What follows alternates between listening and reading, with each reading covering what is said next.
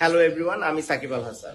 আমি আসছি জনপ্রিয় ফ্যাশন। সাকিব আল হাসান লাইভে ইকরার মৃত্যুর বিষয়ে জানান, দেখেন আমি একটা কথা খুব ক্লিয়ারভাবে বলতে চাই। প্রথমত, ইকরা যেভাবে মারা গেছে এটা অত্যন্ত দুঃখজনক। একটা মেয়ের জীবন এভাবে শেষ হয়ে যাওয়া এটা কোনোভাবেই মেনে নেওয়া যায় না। আর এই যে ব্যাপারটা সোশ্যাল মিডিয়ায় ছড়াচ্ছে, জাহের আলভী ব্যক্তিগত জীবন, তাদের দাম্পত্য, এসব নিয়ে অযথা গীবত হচ্ছে।